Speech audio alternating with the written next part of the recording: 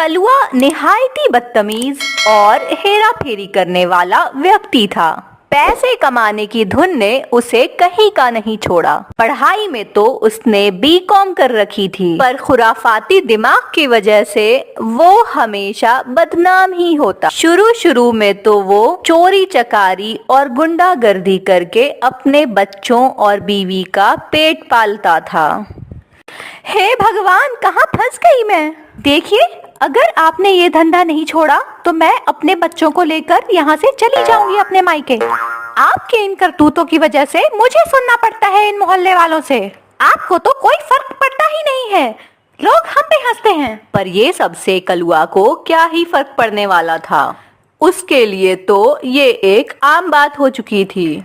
जब भी वो ये धंधा करता और घर वापस लौटता तो अपनी पत्नी और बच्चों को घर पर ही पाता। परंतु एक दिन जब वो घर लौटा तो अपनी पत्नी और बच्चों को घर पे ना पाकर चौंक उठा। क्या सच में जानकी बच्चों को लेकर चली गई? कलुआ अपने बच्चे टिल्लू के बिना नहीं रह सकता था। वो उसे बेहद प्यार करता था। मुझे अपने बच्चे और जानवी को घर वापस लाना ही होगा। मैं टिल्लू के बिना नहीं रह सकता। अगर मैं ये चोरी चकारी छोड़ दूं तो आखिर क्या करूं, जिससे जानकी और टिल्लू की नजर में मेरी इज्जत भी बनी रहे और मुझे पैसे भी मिलते रहें। आह आह, ये किसने किया? वो सर उठाकर पेड़ की तरफ देखता है तो वहाँ एक कौवा बैठा होता है। रुक जा, तेरी तो मैं आज बिरयानी ही पका दूंगा। देखते ही देखते कौवा वहाँ से उड़ जाता है। हो हो हो, बिरयानी का नाम सुनकर भाग गया। तभी कलुआ के खुराफाती दिमाग में एक तरकीब आती है। अरे अरे, ये तो बहुत अच्छी तरकीब है। इससे मेरी इज्जत भी बन जाएगी और बीवी बच्चे भी वापस लौट आएंगे। अगले दिन, कलुआ नाम मेरा, काम है बहुत बड़ा। अरे अरे, सुनो भाई लोग, आपका कलुआ कल से चिकन बिरयानी बेचने वाला है, वो भी बिल्कुल स्पेशल वाली। वाह रे कलुआ, तूने चोरी चकारी छोड़ दी क्या? अरे वो तो मैंने कब की छोड़ दी। खाना हो तो आ जाना नुक्कड़ पे। अरे वाह, ये तो बहुत बढ़िया बात हुई। मैंने तो सोचा था कि ये हेरा फेरी कभी नहीं छोड़ने वाला। अगले दिन कलुआ चिकन बिरयानी की दुकान खोल ही लेता है। कलुआ भैया, एक प्लेट चिकन बिरयानी कैसे लगाई? अरे अरे चंदू भैया, ज्यादा नहीं, 200 रुपया पर प्लेट।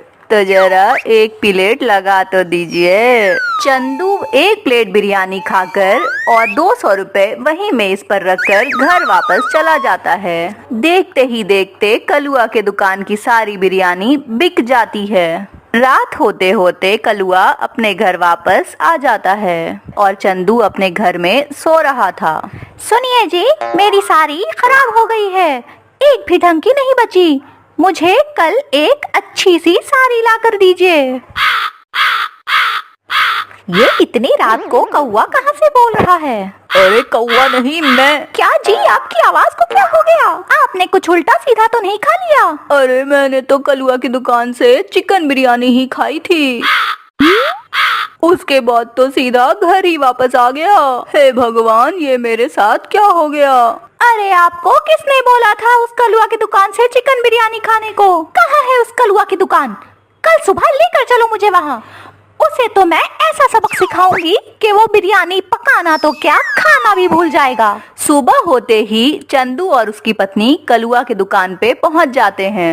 क्यों रे कलुआ, तूने मेरे चंदू को कौन सी बिरयानी खिला दी? आवाज तो इसकी मानो आदमी छोड़ कौवा हो गई है। अरे भाभी जी, मैंने तो चिकन बिरयानी ही खिलाई थी। देख कलुआ, झूठ मत कह, तुझे ये सारा गांव अच्छी तरह से जानता है।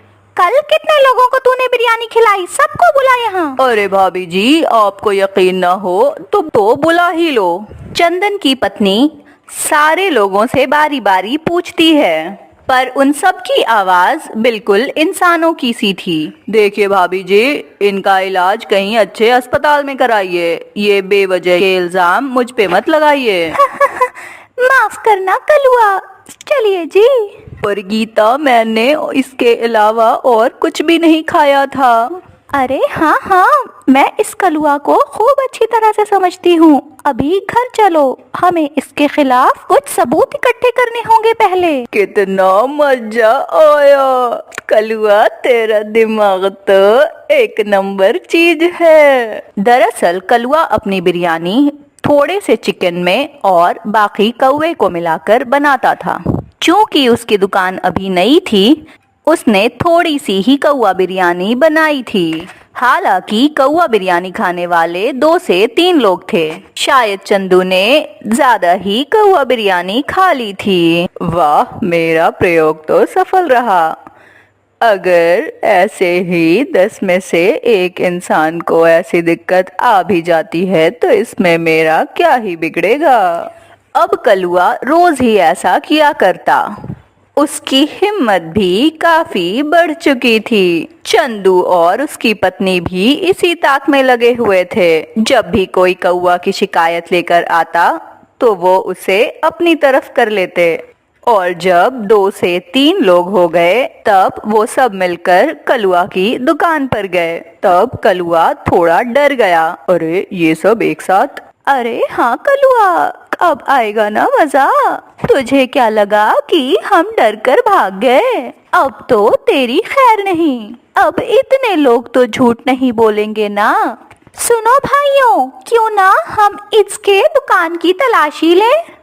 चलो हाँ, चलते हैं। फिर कलुआ के दुकान की तलाशी ली जाती है तो उसमें खूब सारे मरे हुए कौवे मिलते हैं। हे राम, ये क्या हो रहा है? ये कलुआ तो कभी नहीं सुधर सकता। फिर उसकी अच्छी खासी चलती हुई दुकान वहीं पर ठप हो जाती है। देख कलुआ, अभी भी वक्त है, सुधर जा। अभी तो बीवी ही गई है, आगे तो हो सकता है तेरे बच्चे तेरा मुंह भी ना देखना पसंद करें। नहीं नहीं, ये मुझसे बहुत बड़ा पाप हो गया भगवान। काश मैं उस वक्त ही अपनी बीवी की बात मान लेता तो ये सब दिन ना देखना पड़ता मुझे। ये कहते कहते कलुआ फूट फूट कर रोने लगता है। जब वो घर के लिए निकलता है तो रास्ते में उसे कौवे की आवाज सुनाई देती है। अरे बाप रे, ये क्या? नहीं, तूने तो मेरा बेड़ा ही गर्क कर दिया। जा अपने घर जा, मेरा तो इस दुनिया से मन ही उठ चुका है। अब मेरी जिंदगी भगवान भरोसे।